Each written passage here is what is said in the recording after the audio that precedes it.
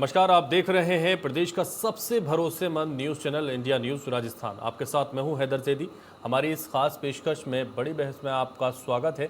आज हम बात करेंगे रीट एग्ज़ाम 2021 की। राजस्थान के इतिहास में सबसे बड़ी परीक्षा रीट का आयोजन 26 सितंबर को होने जा रहा है।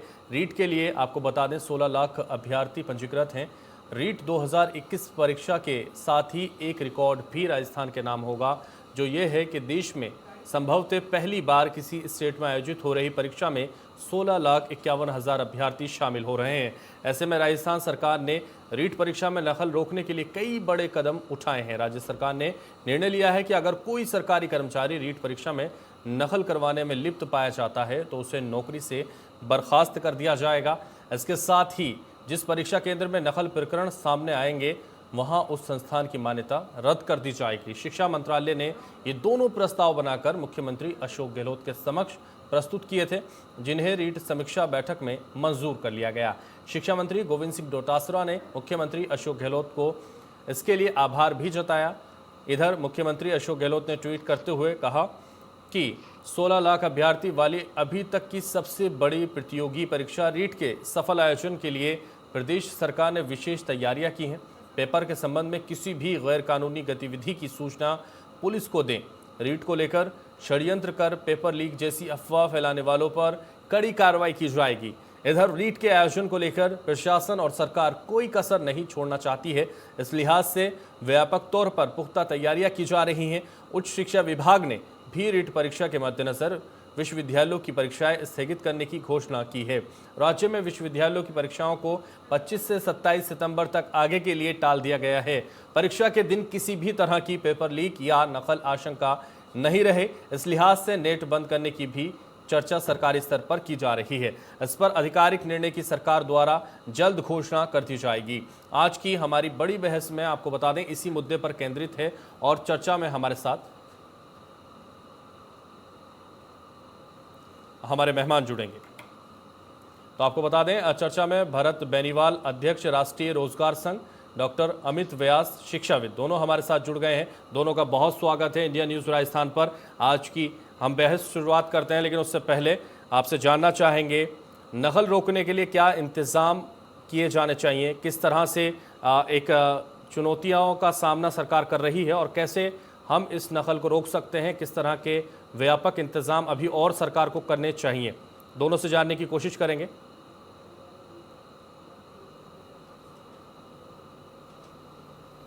भरत बेनीवाल, अध्यक्ष राष्ट्रीय रोजगार संघ, बताइए किस तरह से हम और व्यापक इंतजाम कर सकते हैं। बिल्कुल सर जी, व्यापक इंतजाम तो ऐसा है कि बहुत ज़्यादा, बिल्कुल ये मान लो कि भी हर एक ग्रामीण स्तर पे एक एक प्राथमिक स्कूल तक जो सेंटर बनाए गए हैं, और ऐसे में ये है कि हमें हर एक एग्जाम सेंटर पे बहुत ज़बरदस्त तरीके से साइबर टीम भी बिठानी होगी। और यहाँ तक कि वहाँ पे जो हमारी जो मांगे चल रही थी लगातार, उसमें से एक मांग पूरी भी हुई है कि यूँ कह रहे हैं कि सीसीटीवी कैमरे की हम लोग वहाँ पे करने का कोशिश कर रहे हैं। बायोमेट्रिक भी होनी चाहिए, प्लस जो वहाँ पे कर्मचारी उनके खिलाफ जो कड़ी से कड़ी कार्रवाई हो। अगर वो एक भी बंदा कोई भी गड़बड़ करता है वहाँ पे और कोई भी गड़बड़ पाई जाती है तो वहाँ पे जो कार्यरत कर्मचारी उन पे तो कार्रवाई हो ही हो, साथ में जो उसमें लिप्तता पाई जाएगी उसके खिलाफ भी सख्त से सख्त कार्रवाई हो। बर्खास्त तो करें और उस संस्थान की मान्यता भी रद्द हो। लेकिन ये मान्यता रद्द का तो हो गया, लेकिन आज एक डिसीजन भी हुआ है छोटा सा उस पे। लेकिन चक्कर ये है कि गवर्नमेंट स्कूल्स हैं तो उसमें कैसे तो मान्यता रद्द होगी, क्या होगी। लेकिन सरकारी जैसे कर्मचारी उसकी खुद की नौकरी जाने का डर है। लेकिन इसमें बड़ी सजाओं का प्रावधान होना अभी भी बहुत जरूरी है, क्योंकि जैसे जिस प्रकार से ये बार बार फर्जीवाड़े हो रहे हैं, तो फर्जीवाड़े की वजह से अपने आप में सभी के हौसले बुलंद होते जा रहे हैं फर्जी लोगों के। और ये मान लो कि सरपंच लेवल पे भी अगर वो लोग इंटरफेयर करेंगे तो उन लोगों का इंटरफेयर इसमें हो सकता है आगे चल के। तो ऐसे में हर चीज को बचाना जरूरी है। प्लस जो अफवाहें हैं उनकी वजह से अभ्यर्थी पहले से ही परेशान है। पहले से ये भर्ती परीक्षा 4 बार पोस्टपोन्ड हो चुकी है। हमारी मांग थी इस बार, पहली बार हम लोगों ने मांग की थी आंदोलन में, और मैं पहली बार मेडिकल से प्रेसिडेंट होते हुए मैंने ये रखा था कि भी 26 हमने 2 तारीख दी थी, 19 और 26, उनमें से 26 इन्होंने चूज की थी हालांकि, तो 26 का तय भी हुआ फिर एग्जाम। लेकिन एक साथ में 16 लाख अभ्यर्थी हैं, तो ऐसे में बहुत ज्यादा सेफ्टी रखना जरूरी है। इस बार एक्सीडेंटल केसेस, चलो वो तो ठीक है भाई, ये तो है ही है, साथ में फर्जीवाड़े का तो चांस है ही है, इसके खिलाफ कानून बनना जरूरी, सारी चीजें जरूरी तो है ही हैं, जो व्यवस्थाएं हैं उनको भी मजबूत रखना पड़ेगा। एक एक बंदे पे साइबर टीम के अलावा भी पुलिस प्रशासन की और एक एक फ्लाइंग स्क्वाड भी हर एक एग्जाम सेंटर पे रखी जाए, ताकि उस वो फ्लाइंग स्क्वाड बार बार हर चीज को चेक करे जा जाके, तो तभी जाके इस पे प्रभावी कदम उठेंगे। दूसरी सबसे बड़ी चीज, जो एक्सीडेंटल और जैसे ऐसे केसेस भी 16 लाख लोग सड़कों पे होंगे, तो प्रशासनिक व्यवस्था की मजबूती भी बहुत बड़ी है। इसमें अग्नि परीक्षा है, ये मान लो आप, बिल्कुल अग्नि परीक्षा है पुलिस प्रशासन की और सभी लोगों की। भरत जी बिल्कुल अग्नि परीक्षा, सही बात आपने कही है। डॉक्टर अमित हमारे साथ मौजूद हैं, शिक्षाविद हैं, उनसे भी जानने की कोशिश करेंगे कि किस तरह से सरकार कौन से और ऐसे रुख अपनाए या कौन से ऐसे नियम अपनाए जिससे नकल रुक सके, क्योंकि सरकार की साख का मसला है इस बार। और जिस तरह से 16,51,000 अभ्यर्थी अपने आप में रिकॉर्ड ये दर्ज होगा, तो ऐसे में नकल रोकने के लिए क्या उपाय अपनाने चाहिए? डॉक्टर अमित व्यास जी।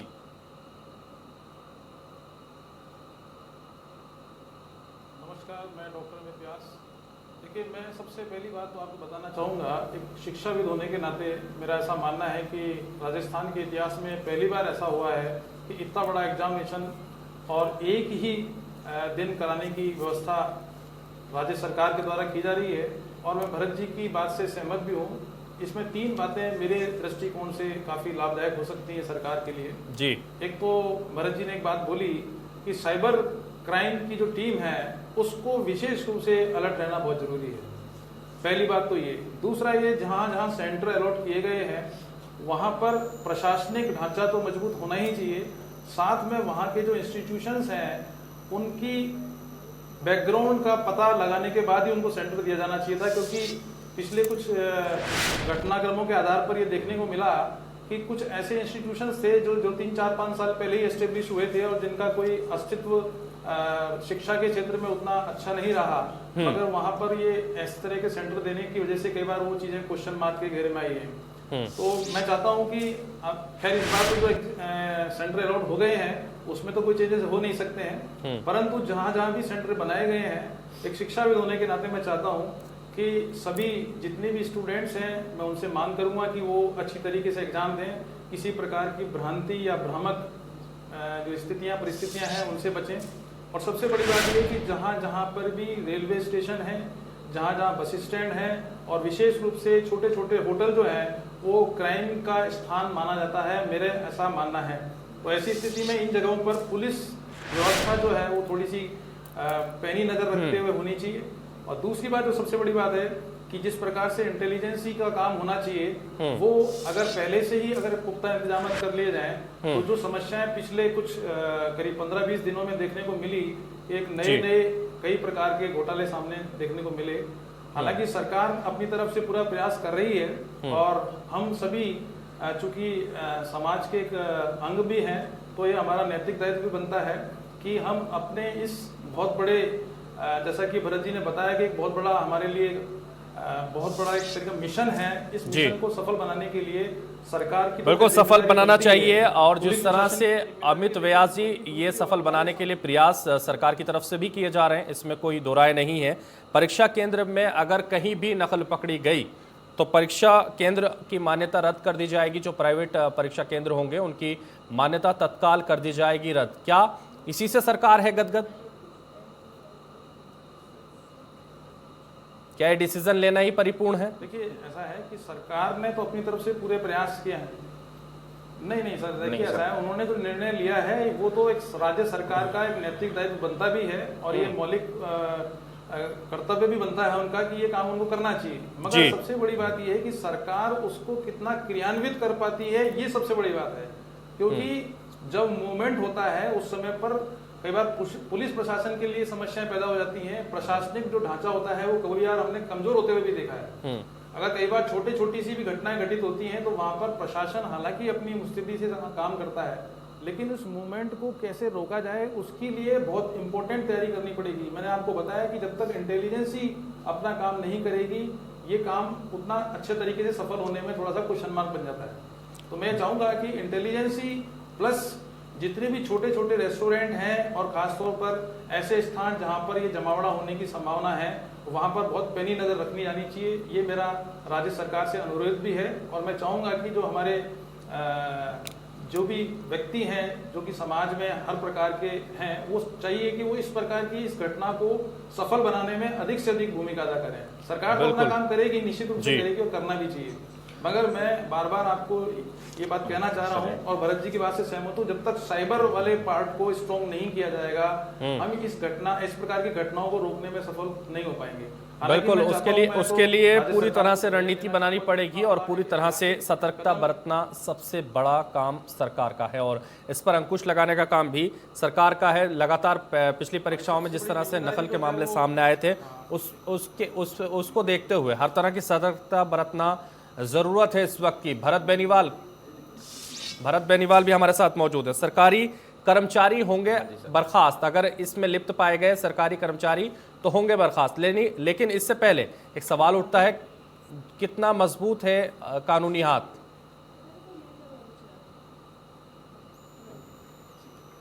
जी बिल्कुल, कानूनी हाथ पे तो बहुत कुछ निर्भर करता है। जो कानूनी सिस्टम है उसी पे सब कुछ निर्भर है, आप ये मानिए। क्योंकि कानून से ही थोड़ा बहुत अगर डरते हैं तो ये लोग डरते हैं। बाकी सच तो ये है कि फिलहाल तो बिल्कुल बेखौफ होके अगर हर भर्ती में आप देखिए, एसआई भर्ती में, पुस्तकालय लाइब्रेरियन भर्ती में, चाहे इसके अलावा जैसे यहाँ तक कि जैसे मेरी मेडिकल फील्ड है, जैसे मेडिकल फील्ड के अंदर पैरामेडिकल की 3 भर्तियां हुई अभी, ईसीजी,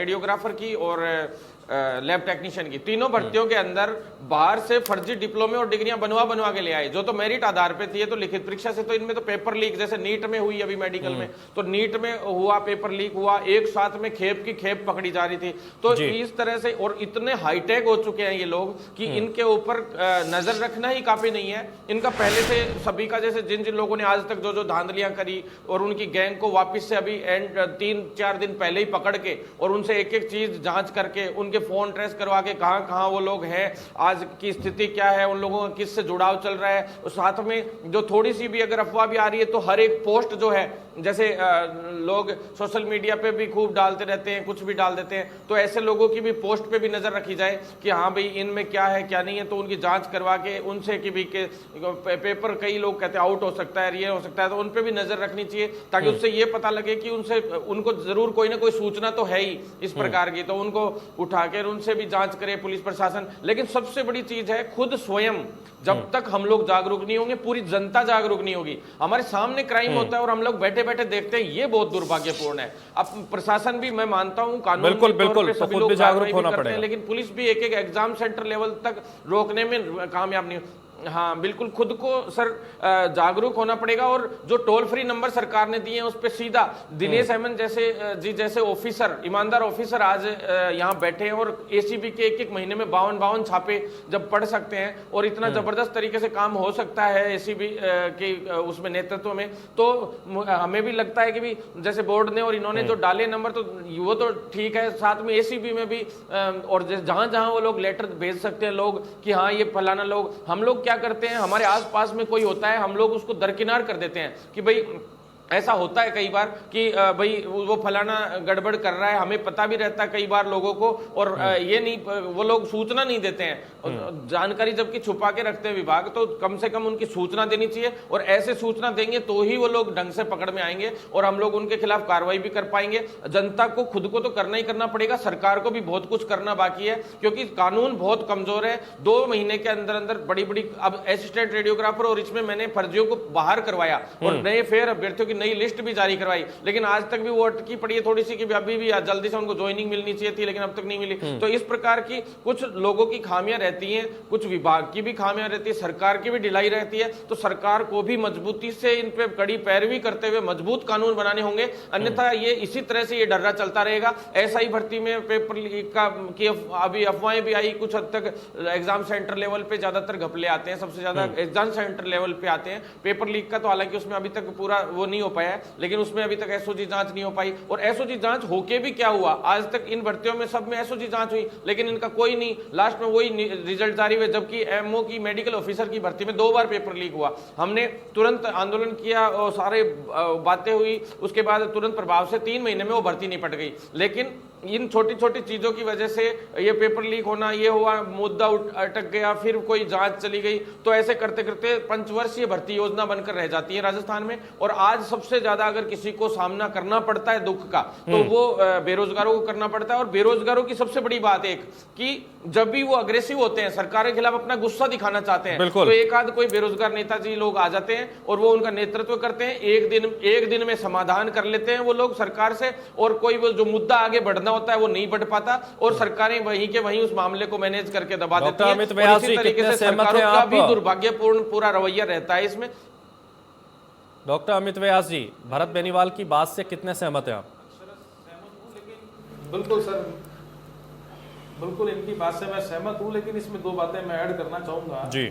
देखिए, हो सकता है कि राजनीतिक ढांचे की तरफ तो मैं ध्यान नहीं देना चाहूँ, क्योंकि राजनीति में जाने का मतलब है कि मामला दूसरा हो जाता है। लेकिन एक शिक्षाविद होने के नाते मेरा ऐसा मानना है जी कि जब एग्जामिनेशन कंडक्टिंग जो कमेटियां हैं या जो रोजगार उपलब्ध कराने के लिए जो भी संस्थान बनाई गई है, चाहे वो आरपीएससी या और भी कई इंस्टीट्यूशंस हैं, उनका कहीं ना कहीं जब पेपर सेटिंग से लेके एग्जामिनेशन कंडक्टिंग करने तक, जब तक आप क्राइम ब्रांच या साइबर क्राइम से जुड़ी हुई चीजों को अपने साथ में नहीं लेंगे, तब तक आप किसी भी एग्जामिनेशन को सफलतापूर्वक संचालित नहीं कर सकते हैं। बिल्कुल। जहां तक सवाल है पुलिस महकमे का, जैसा कि इन्होंने बताया था, देखिए ईमानदार पुलिस अफसर भी हैं, सब तरह के अफसर हैं, लेकिन बात ये होती है कि जब घटना घटित होती है उससे पहले और उसके अंजाम होने तक के बीच की जो कड़ी है वो है एग्जामिनेशन के जब फॉर्म भरे जाते हैं तब से लेकर और एग्जामिनेशन जब तक खत्म नहीं हो जाए, बिल्कुल, तब तक मैं चाहूंगा कि हमारे आईबी यानी इंटेलिजेंस जो ब्यूरो है उसको वहीं से ही अपने आप को पहले से ही तैयार कर देना चाहिए, और कहीं ना कहीं इन सब चीजों पे ध्यान देना चाहिए। बिल्कुल, सभी चीजों पे ध्यान देना चाहिए और पूरी तरह से सतर्क रहते हुए इस एग्जाम प्रणाली को, एग्जाम प्रक्रिया को आगे बढ़ाना चाहिए। एग्जाम के फॉर्म भरने से लेकर एग्जाम के अंतिम रूप तक उसमें पूरी तरह से सतर्क रहना चाहिए। गोपनीय एजेंसी उसमें इन्वॉल्व रहनी चाहिए और पूरी तरह से उसको हर दायरे में नजर रखते हुए उस पर काम होना चाहिए। बिल्कुल ठीक बात कह रहे हैं आप। और सर, एक और सौगात दी है सरकार ने, अब फ्री यात्रा होगी छात्रों के लिए परीक्षा के दौरान, इसको कैसे देख रहे हैं आप?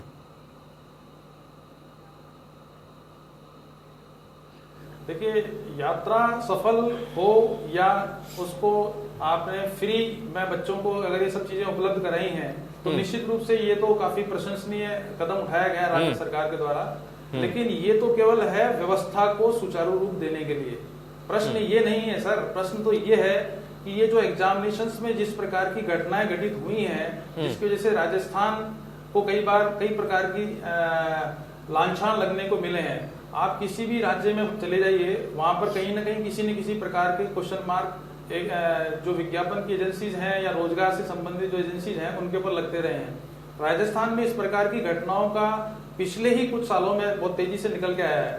हालांकि जब भी आरपीसी ने कोई एग्जाम कराया है उसमें दो बड़े लकूने देखने को मिलते हैं। बीइंग ए शिक्षाविद बताना चाहूंगा, पहला तो यह है कि जब वो वैकेंसी निकलती है तो उसमें जो आरक्षण वाला विषय है वो एक तो वहीं से शुरुआत हो जाती है। फिर जब बात कहीं ना कहीं जब कन्वर्ट होती है तो उस स्थिति में फिर क्या होता है कि वहां पर कोर्ट कचहरी होने लग जाती है। यानी कभी कोई 2016 में वैकेंसी निकलती है, उसका एग्जामिनेशन 18 में होता है, 19 के अंदर उसका फाइनल एग्जामिनेशन होता है, 20 में जाके उसका इंटरव्यू लिया जाता है। तो ऐसी स्थिति में कहीं ना कहीं जो खामियाजा भुगतना पड़ता है वो भुगतना पड़ता है बेरोजगार व्यक्ति को। जैसा बिल्कुल, बेरोजगारी का खामियाजा भुगतना पड़ता है। जी बिल्कुल सही कह रहे हैं आप। ये संघर्ष बेरोजगारी का कहीं ना कहीं ठीकरा और बेरोजगारों पर फूटता है। अमित जी, बेरोजगारी से अमित जी, समय का बड़ा अभाव है, इसलिए हम आपको यहीं रोकेंगे और भरत बेनीवाल जी से लास्ट कमेंट ले लेते हैं। वो कैसे देख रहे हैं इस पूरी परीक्षा को?